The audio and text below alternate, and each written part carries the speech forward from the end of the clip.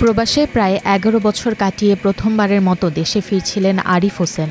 তাই মা ভাই বোন সঙ্গে ভাগ্নে বিমানবন্দরে গিয়েছিল তাকে আনতে, কিন্তু কেউই আর বাড়ি ফিরল না।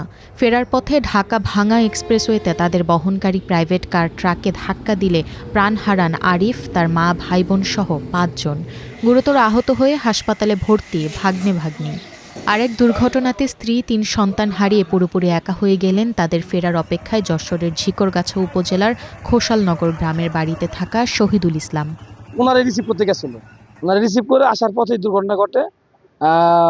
বাম পাশে জমা গাড়ি ছিল ট্রাক, ওই প্রাইভেট গেল ট্রাকের পিছিয়ে এসে মেরে দিলে পরে স্পটে 4 জন মারা গেছে। আর 2 জন বাচ্চার একজন ছিল, ওই লোকটা জীবিত ছিল, ওই লোকটা আনতে লোকটা মারা গেছে। আর বাচ্চা 2 জন ছিল, তার মধ্যে একটা বাচ্চা সুস্থ আছে। একটি প্রাইভেট কার দাঁড়িয়ে থাকা গ্যাস সিলিন্ডার বোঝাই ট্রাকের পেছনে ধাক্কা দিলে এই দুর্ঘটনা ঘটে। একজন সোমবার দিবাগত রাত 3:45টার দিকে ঢাকা ভাঙা এক্সপ্রেসওয়ের মালিগ্রাম ফ্লাইওভার পার হওয়ার আগে এই দুর্ঘটনা ঘটে। খবর পেয়ে শিবচর হাইওয়ে পুলিশ ঘটনাস্থলে পৌঁছে হতাহতদের উদ্ধার করে ভাঙা উপজেলা স্বাস্থ্য কমপ্লেক্সে নিয়ে যায়। সেখানে চিকিৎসক চালকসহ 4 জনকে মৃত ঘোষণা করেন।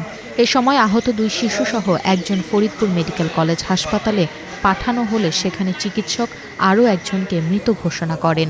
আহত 2 শিশু হাসপাতালে ভর্তি রয়েছে। ঢাকা থেকে ভাঙামুখী একটি ট্রাক যাচ্ছিল, যাওয়ার পথে আজকে ভোরবেলায় সড়ক দুর্ঘটনা সংঘটিত হয়। সড়ক দুর্ঘটনায় 5 জন মারা গিয়েছে। তো মারা যাওয়ার পরে আত্মীয় স্বজনরা এসেছে, লাশ হস্তান্তরের কার্যক্রম চলছে। ট্রাকের পিছনে প্রাইভেট কারটি মেরে দিয়ে যাত্রীগণ আটকা পড়ে আছে।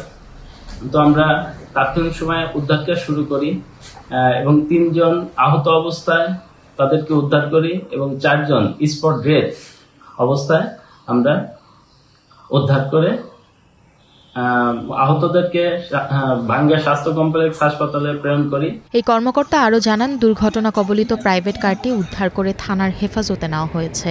দুর্ঘটনার কারণ অনুসন্ধানে তদন্ত চলছে।